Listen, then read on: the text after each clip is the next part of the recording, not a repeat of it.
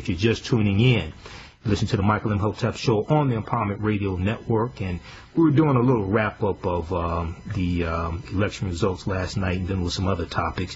But now we are going to have an esteemed guest and scholar and historian on the show. Now, for those who may not be familiar, for some strange reason, you may not be familiar with Dr. Claud Anderson.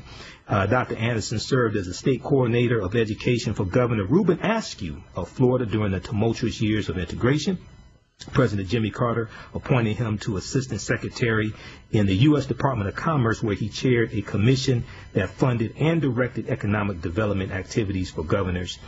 He was the executive director of 2 economic development organizations for the city of Miami, and he was the highest ranking black American on the planning committee for the 1988 Democratic Convention. He awarded 37% of the contracts to black Americans, a record that has never been broken at that time. And he is also the owner of 2 radio stations, the last I heard. So we want to welcome to the Michael M. Hotep Show, Dr. Claud Anderson. Hello, my brother. How you doing today? Good morning, Michael. I'm hanging on for a poor black man. I know you're better off than I am, so. Well, we'll see. I don't know, man. I don't know, brother. Well, look, man, it's always good to talk to you. I remember when you came here in Detroit, because I'm in Detroit, been here 43 years. I remember when you were here at the Roberts Riverwalk Hotel, the Michigan Black Chamber of Commerce brought you, Ken Harris and that group. I think it was late 2012. Right. Where are you now, Mike? Are you in Detroit? Unfortunately, yes, sir. You still there, huh? Yes, sir. I thought you'd be running down 75 by now, head south. Hey, I think about it every day, brother. I think about it every day, especially that we have to deal with another 4 years of the dictator, Governor Snyder. But see, I gave them, I wrote a plan for them, but they told me to do something for black folk was racist. Brother, I know. We could talk about that a little bit, man. And I know some things that went on and some of the people that sold you out, brother. And one of them is in prison right now. So I don't shed any tears over that. Well, that's good.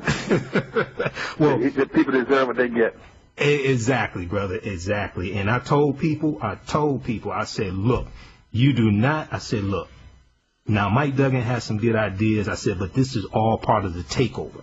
Mayor Mike Duggan, I said, there's a whole takeover. And there was some senile, for lack of a better term, Negroes who thought that we needed a white mayor and this was going to do us good and all this stuff. And it's like, you have no idea what's about to happen here. So. Right. Well, Michael, I told him back in one speech at Wayne State University, I guess back about 1986, 87. Okay. I told him exactly what's going to happen in Detroit. Because one of the things I take a great deal of pride in the fact that most of the predictions I've made since 1970 in all my books and documents, I've hit the dates and the time and the money and the issue on the head for 40 years. I haven't missed one of them yet. And I predict that Detroit will go down the toilet. And I told them that they're going to use 5 different concepts, not only to wipe out Detroit, but to wipe out just about all these major majority black cities in America. They can use 5 techniques. One is called metropolitan form of government, other one called regional form of government, other one called gentrification, the other one they call privatization, and the 5th one called cool cities, which is dealing strictly with bringing in homosexuals and gays into the community. What was that last one? What was that last one? And I wrote down a list of all the major assets that belong to the majority black public that will be conveyed over into white hands in the city of Detroit. I named everything from Cobo Hall, the riverfront, the Renaissance Center, the city airport, the Art Institute, the history and Black History and the Detroit History museums, the golf course, the zoo. I named every one of them. I had them all on the list, and they didn't believe it was going to happen. The bridge, the tunnel, the water system, the sewer system, all going to be privatized in the hands of the whites coming from the suburbs back into the city, and the new ghettos in America will soon be the suburbs where all these blacks foolishly rushed out of the urban cities that moved to the suburbs, and now whites going to double back and come back downtown and take over all these major urban cities. Right. They're not going to take over; it's going to be given to them free. And that's exactly what's happening, brother. Now, I got the first 4: metropolitan form of government, regional form of government, gentrification, privatization. What was the 5th one? Called cool cities. That's what they're going to popularize and make politically correct to bring in gays, transsexuals, homosexuals, midgets, handicapped, humpbacks, and lesbians. Right. Okay. All right, brother. Well, two main things that I want to talk to you about today. I have been following you and reading about the Black Freedmen Indian Treaty of 1866. I ordered the lecture that you have on. I actually ordered 3 lectures at the same time from your website about 2 or 3 months ago, and I watched that numerous times. I read the article that you have on harvestinstitute.org and have been sharing that with people, and I'm surprised how many people, even those who study history and African American history, black history, don't know about this. So tell us about if you don't mind, tell us about the Black Freedmen Indian Treaty of 1866 and the fight that you have going on to get it enforced. Okay, thank you, Michael. And you're absolutely right. 99% of all blacks in this country, and probably 99% of whites in this country, don't understand what the 1866 Indian treaties forecast and mandated. Okay, right. And they think about and they've set Indians up in a special class. Mm-hmm. Most do not know, whether white or black, understand that Indians played a major role in the enslavement process for black folk in America. Correct. That slavery could not have existed without the full cooperation of so-called American Indians who bought into the concepts. And every treaty going back to the 1500s, every treaty that whites signed, they included special provisions for the American Indians to reward and as incentives for them to help establish, maintain slavery and to control blacks. And that started, say, back in the 15th century. And the major tribes they went after what now they call the civilized tribes. Mm-hmm. 5 civilized tribes, as you know, the Cherokee, Choctaw, Seminoles, and Creek Indians. Right. Those Indian tribes were the major tribes. All the other smaller tribes fall underneath them. And all those treaties provided benefits. And what they wanted was they wanted them to quit being rangers and hunters and become civilized. Mm-hmm. And that's why they call them civilized, by owning slaves. And they received rewards for going down and chasing down any runaway black slaves, bringing them back to the master. They received $25 for bringing back every runaway slave. And if they couldn't bring him back, they got $20 for just bringing back his scalp with the ears attached. Right. And when the whole process of scalping started, that process, scalping didn't start with Indians taking white folks' scalps, whites taking Indian scalps. It started with Indians chasing down blacks and catching them in the woods, and they wouldn't come back, kill them, bring back their scalps. And South Carolina was the first one to initiate that concept. But all the Indians participated in the enslavement process to become civilized by owning, controlling slaves themselves. So they owned slaves, they controlled slaves, they chased down slaves, they were slave traders, and all those so-called civilized tribes signed agreements with the Southern Confederacy to maintain slavery because they thought they had so much invested in keeping slavery. And so consequently, by the time the Civil War came up and ended, and during that process, the Indians refused to accept anything that went on in the country. With the Emancipation Proclamation, they rejected it. With the 13th Amendment, they rejected it, said blacks, they were sovereign, said they weren't a part of the United States and kept their slaves. Consequently, after the Civil War ended, that most of the tribes still were holding black slaves as slaves. The Choctaw and Chickasaw Indians, for instance, was holding 12 to 15,000 slaves independently and on different reservations. Right. And so the United States did at that point in time. Hold that thought right there. We got to take a quick break, okay? Hold that thought. We're going to get to you another side of the break. You listen to the Michael Imhotep Show on the Empowerment Radio Network, where knowledge is power. Things are getting hot in here. Tell your friends to tune in. We'll be back in a few minutes.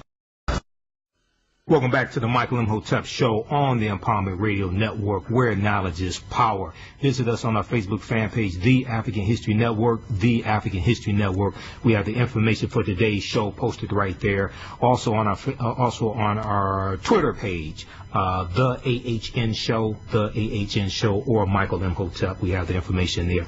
Now, before the break, we were having a very informative discussion with our brother, Dr. Claud Anderson, author of Black Labor, White Wealth, and Powernomics. You've also seen him in Hidden Colors 2, The Triumph of Melanin.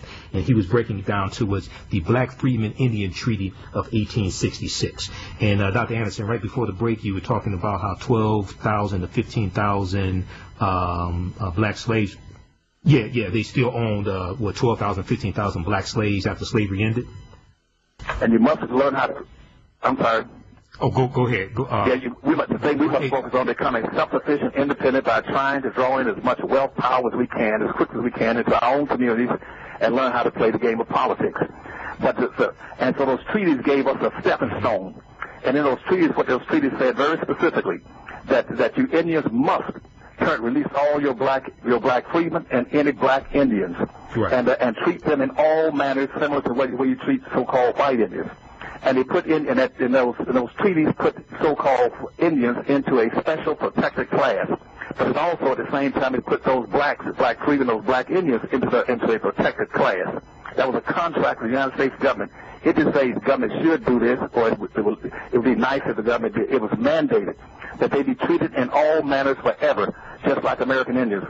And so, and to break that down, what those treaties were saying is that every black freedmen or black Indians should be given $150 in cash. And the United States government gave like over $207,000 to the Choctaw Indians, for instance, give out to the slaves and the black Indians.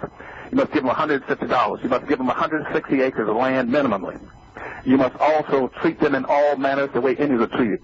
They must also be tax exempt. They must also be able to go to any school without paying a tuition.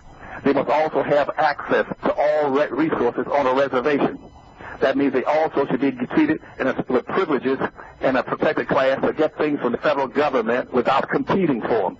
Just like Obama recently gave out all kind of radio stations and TV licenses to Indians without they even have to pay for them. They gave them also licenses to set up cable systems. And every year the president has given $3.5 billion to so-called white Indians by inviting them to the White House every December. He's invited 567 so-called white Indians into the White House and given them benefits. And to date it's been almost $15 billion. But never once has he invited any of those blacks into the White House and given them anything. And that is in violation of the mandates of those treaties. That's why we're in the court system right now fighting, because it is a political issue, not a legal issue. It's a political issue. And only person in the United States Congressional Black Caucus that's been supporting us has been Maxine Waters, that fully understand it. The rest of your so-called blacks in Congress run and hide in the bathrooms to make sure they don't get involved and say anything about it. And even white congressmen have said, like Representative Cohen out of Memphis, Tennessee, said, Dr. Anderson, black folks have been getting these benefits for the last 150 years. They've been denied to them. And also in those terms of contracts that in those treaties, in today's terms, blacks will be able to go into any reservation and get access to the timber, the land, the resource, the vault, the silver, any of those things on the reservation. And they also should have a right now to be able to be federalized, tribalized, and be able to own and operate gambling casinos just like these so-called white Indians.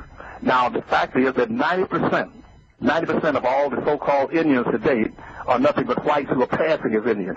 Right. They became passable because of the Dawes Commission that went into effect starting in the late 1890s, where the government required that agents go all over the United States to every tribe and register blacks, individuals having black blood, and giving them, and the black Indians, and giving them a Dawes number and putting them on the Dawes roll, which means an account with the government to get benefits and so much money every year. And whites found out about it, and what they did then was they went in there with the Dawes commissions in many areas and paid $5 to put their name on the roll and to classify them as an Indian when they weren't. That's why probably 50% of all whites in America will claim they got Indian blood, but they don't. They're what the history books call $5 Indians. They paid $5. Their great-great-great-granddaddy paid $5 to get on the Dawes roll and get benefits. That's why between 1970 and 1990 in the United States, that the numbers, when we passed the affirmative action program, which I wrote in 1970 for the state of Florida, the number of so-called Indians in America went up over 300% in 20 years because they rushed in and started claiming benefits. And so today we're in the court system saying we're not asking for appealing to white conscience to do what they're supposed to do for black folk. All we're asking to do is to obey the law, carry out the law equally. What have you been giving to these Indians, or so-called white Indians, or original Indians? Give them to black folk and the descendants of black Indians, just like you do them to the descendants of the whites. Right. Now, what the country has been doing for 140 years is rewarding the descendants of Indians, giving them benefits, unearned benefits, and punishing and ignoring the descendants of the black slaves and the black freedmen. And so by 1938 and 1939, instead of blacks started to raise some issues about why aren't they getting these benefits, so the so-called white Indians then sent letters from the Indian reservations to the United States Department of Interior saying, how can we exclude these blacks so they would never be able to get any benefits? And they sent this letter in about 1939, 1938 to the United States Department of Interior and the United States and now to the Bureau of Interior. They referred it to the Bureau of Indian Affairs, and it came back later on by 1941 to the Secretary for the Department of Interior. And he said this, that the way you exclude these blacks so they never get any benefits, come up with a public policy in these Indian ranks that says nobody's entitled to benefits unless they can prove they got 1/4 Indian blood in them, and that's called a blood law. And they've been using that ever since. Then a quantum of blood, that you got to have a quantum of blood of 1/4 to be entitled to benefits. The treaties never talked about any quantum of blood. So all these so-called original Indians or white expansion Indians, they've been consistently excluding black folk for 140 years using a quantum of blood.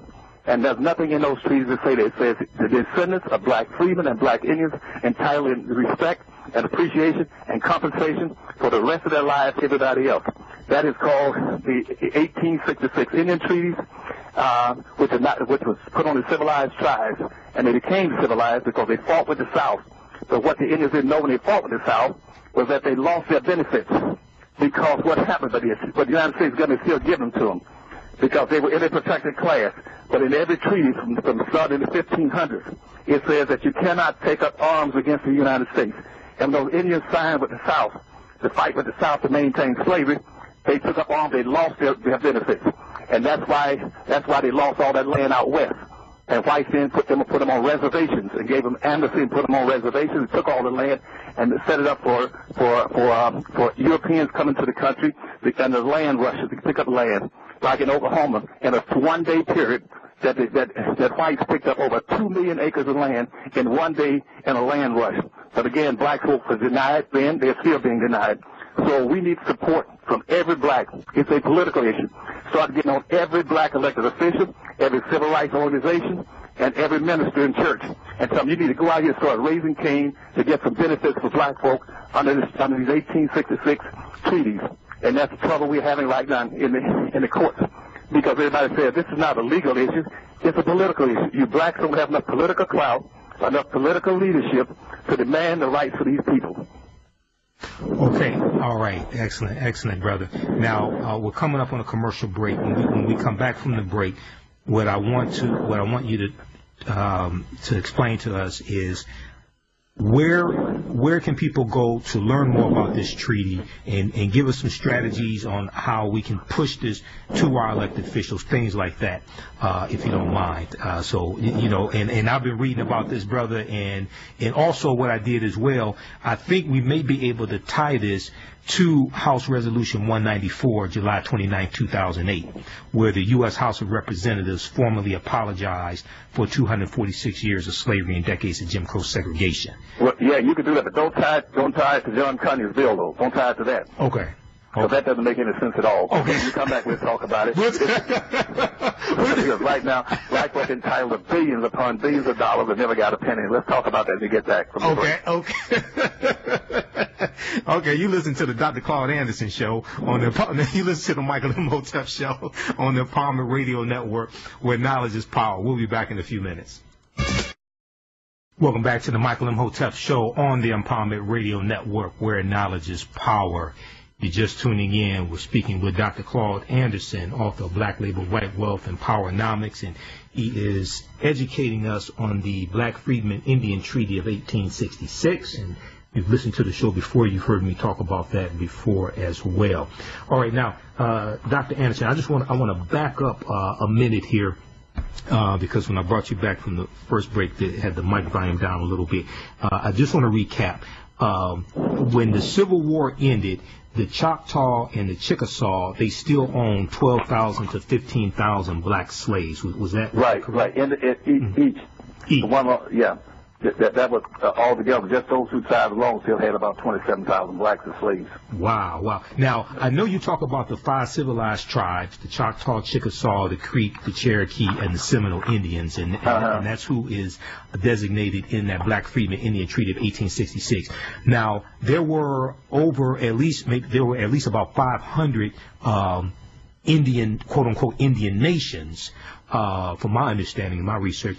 Did other ones, besides these 5 civilized tribes, did other ones also own black slaves as well? Probably proportionally, but and based on the size of the tribes. But all the treaties, almost every treaty, stipulated how they were to be treated and how to treat black folks, and got rewards and incentives for doing it. And that was a big factor. Okay. For instance, every tribe that could claim that was helping or assisting in maintaining slavery for black folk, they got everything from, like, for instance, they got clothes, they got weapons, they got food. They were classified as being free of being enslaved, and they also are rewarded in many ways. And compensated for runaway slaves. They got paid for it, right. And most importantly, they were classified then as quasi-white. You go back and read all your documents. That's what Thomas Jefferson always talks about, is that Indians were just their blood cousins. That's why whites love to claim they got Indian blood. They were just quasi-white. All they wanted to do was to be civilized. They'd be totally acceptable to society. But black folk were just the opposite. Black folk were to be avoided. Their blood was to be avoided at all costs. And whites in their ethos and their mindset then began to elevate Indian blood as being some kind of special blood. You got Indian blood in you. And only blood I'm aware of that should have been sacred was Jesus Christ's blood. But they began to elevate Indian blood. At the same time, disparage anything dealing with black folk. But they did get weapons, clothes, foods, household goods. They were placed in a protected class. They were classified as a sovereign nation. They were ruled exempt from slavery. Right. And they were classified as being quasi-white, even to the present time. Wow. And I've read your books. You talk about some of that in Dirty Little Secrets, Volume 1. I've read the information on the Black Freedmen Indian Treaty on your website, and also have your DVD on that as well. Okay, now before the break, I was asking you, how do we connect the Black Freedmen Indian Treaty of 1866 and pushing for that to be enforced for black people? How do we connect that to the official apology that the U.S. House of Representatives did for 246 years of chattel slavery, decades of Jim Crow segregation? It's House Resolution 194. I don't think that has anything to do with John Conyers, and I emailed that to your wife also for you to okay. For you to check well, it's very simple. First thing we can do is understand it's a political issue, not a legal issue. Okay. And we're going to the courts. That the courts are. I'm in the courts now, spending over $100,000 fighting this battle. But they keep coming up with miniature excuses. We crawl an inch, but they fight every inch to give in. At first they were saying, well, the Indian Treaty is not valid for black folks. Then we sit there and then we say, why are you enforcing it for whites when they both were the same treaty? When they finally lost that battle, they come up with another. Well, you had a statute of limitations that black folks supposed to raise Cain about being excluded by the year 1907 when the account system was set up. And that's humanly impossible when blacks are coming out of slavery. And you're lynching 2 black people a day in the United States in 1907. How in the world blacks are going to go into a court and demand justice? Right. And so anyway, we fought our way up to the present time over all these years, a lot of money. So what you need to do is put pressure on all your elected officials, starting with the United States Congress, and mandate that they get together and draft a bill. Or, as a matter of fact, any senator, if we had one black senator in Chicago, we asked him to do it. He was so scared, petrified, all he had to do was just submit a statement to the United States Senate saying that black folk are entitled to these kind of benefits to be included. So it has to be a political issue. If you're going to demonstrate, hit the streets, go out now and start demanding reparations. This is a form of reparation, repairs, in a sense, and following and obeying the mandates of the 1866 Indian Treaty. And that would kick the door open wide, because we got a list of maybe 200-some-thousand blacks on our dolls rolls right now that are entitled to these benefits. And once those black folks get those benefits, they understand that then they can start building casinos. They can start getting these resources. They can start getting radio stations, TV stations, and licenses. They can go to the electric company and get contracts for having electric grids and stuff like that. But black folk have to organize and start playing as a team to start demanding benefits. And I think earlier you want to talk about the politics. We'll get to that, how blacks must start demanding these benefits. No more social integration, no more civil rights. These things don't have a darn thing to do with no civil rights and social integration.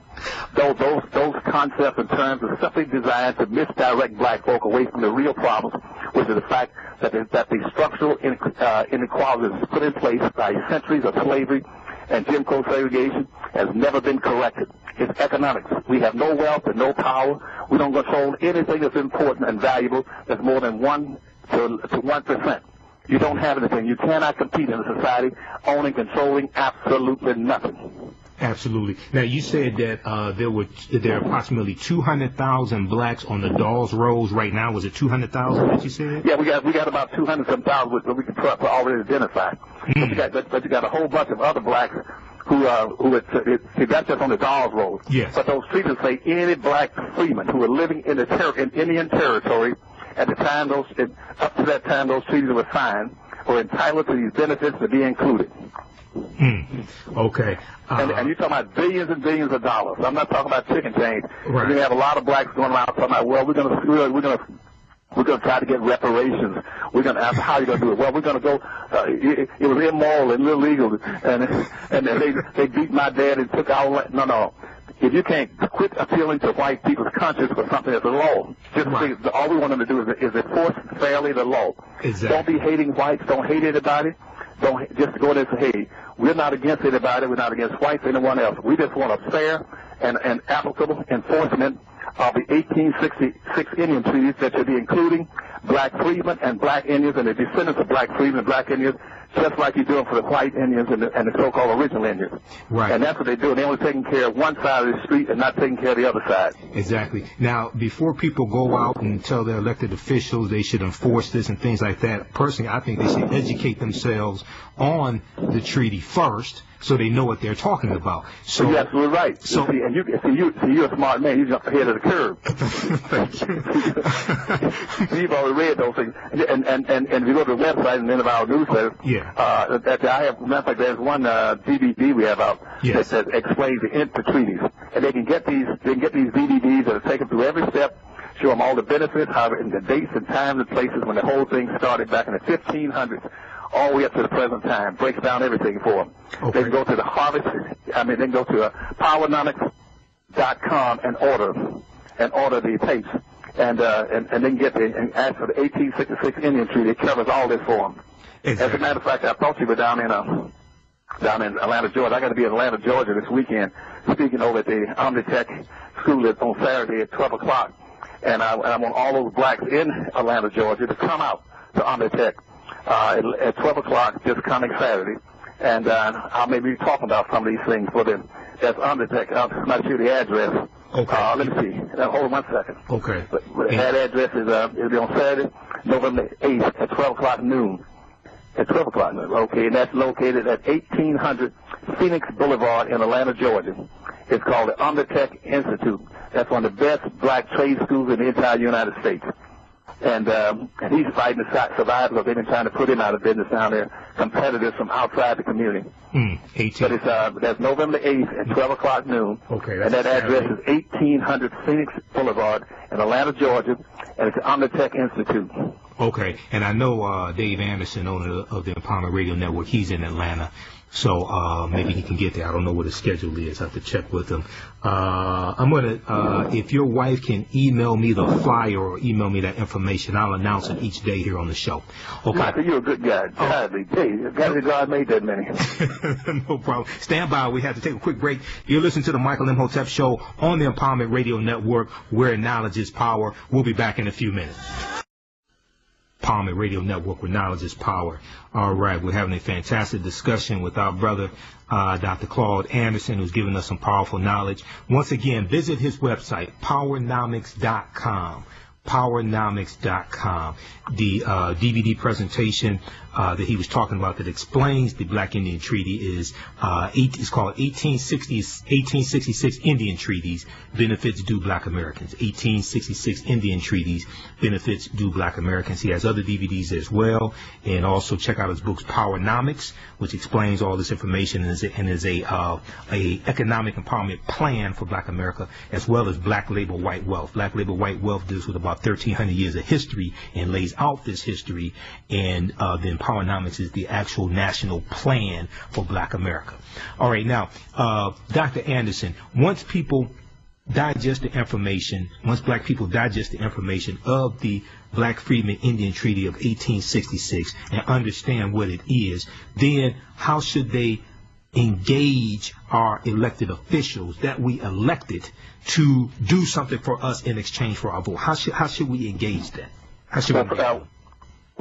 That's a good question. What I would do is a contact, ask them all to mobilize and organize a collective movement to hit every civil rights organization, every church, every Black elected official, and demand that they understand the nature of the treaties and its benefits to Black America, and challenge them to go out there and start actively getting in, going to television stations, radio stations, newsprint, writing letters, doing anything they can, mobilize. And since most of them like to march, let them march and march with some forms of recompense for Black folk.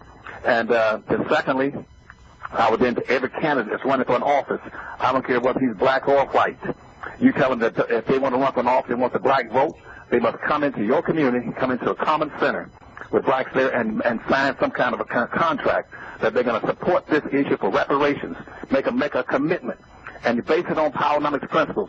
From this day forward, after just like yesterday's election, you start telling Blacks across America, but start telling every political party, every ideological group, and every political candidate that no more, the day is over, that from now on we will not support any candidate, any political party that would not support us in our issues and our needs, and start demanding that.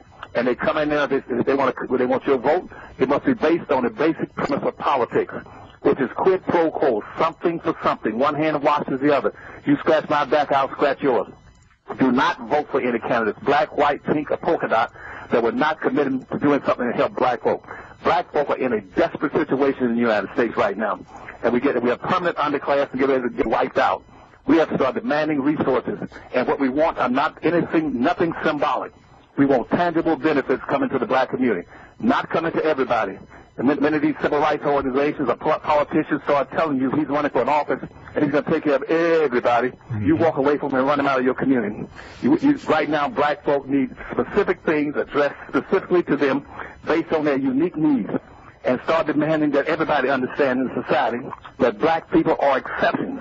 We talk about American exceptionality. The only thing in America that's an exception is Black folk. We are not to be grouped with minorities and poor folk and people of color. We're distinctively different from all those groups. None of those groups have been enslaved, Jim Crow segregated, denied, and neglected for 500 years. Only Black folk have. And the greatest insult that you can do to Black folk is all of a sudden start putting Black folk in these broad categories, calling them minorities, poor folk, and people of color, which nobody knows what a minority is and what people of color is. And you create an injustice by pretending to that by using those broad words that somehow Black folk have not been treated any different than anyone else. And also you suggest by using those words that every group has contributed equally to the development of this country, and that's a lie. They have not.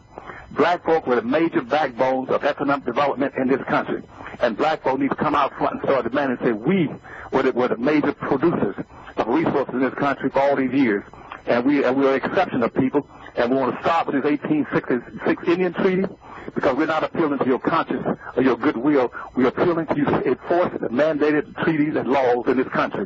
Just like you've been taking care of American Indians, giving them no taxes, no tuition, nothing, and all these resources reservations for 140 years, you got to start doing it for Black folk too. Excellent, excellent. Now, let me ask you this. We have a few minutes left, and I know you're very busy. I know you have to run, so we appreciate you taking time out of your busy schedule to talk to us. Should we use, because this treaty is law, should we use the term reparations when pushing for this? Because the reason why I say that is because reparations automatically causes people to recoil.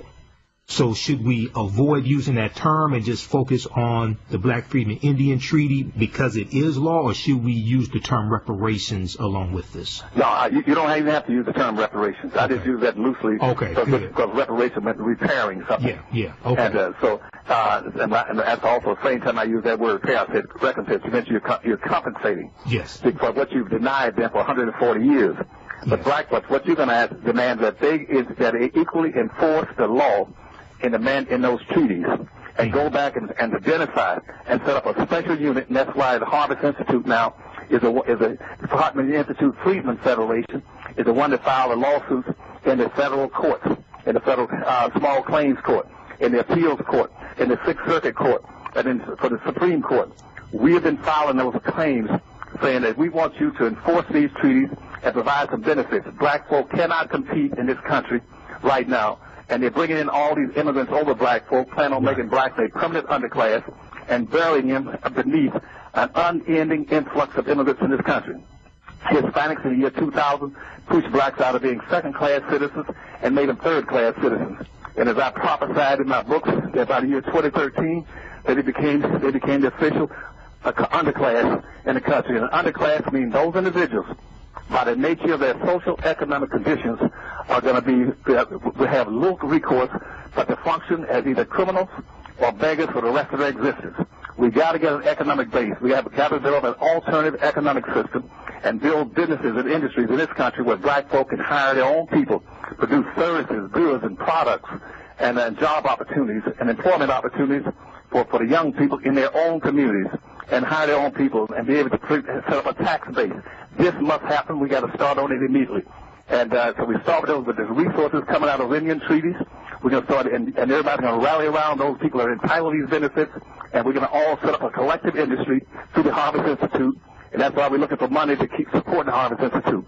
You can go to www.harvestinstitute.org on your website and make contributions. Right now we're trying to raise enough funds to keep staying in the courts.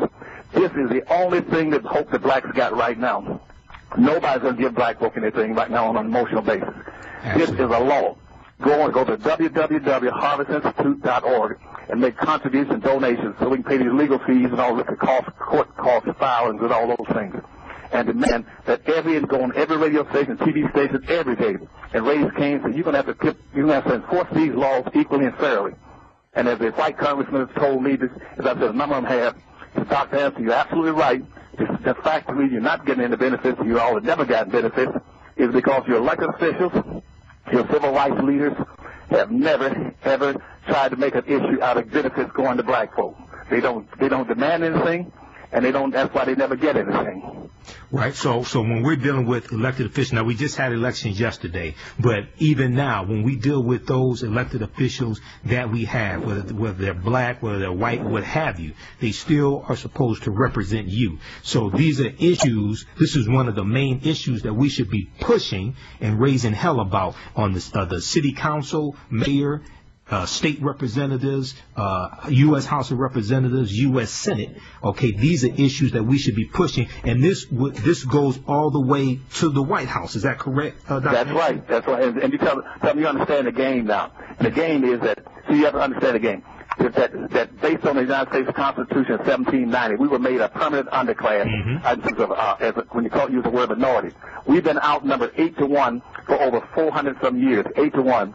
If you live in a society where the majority will win and the minority will lose, 8 whites outnumber blacks 8-1. 8 will go over 8 times with nothing left over. Hispanics have now increased and passed us. Now we outnumber 9-1.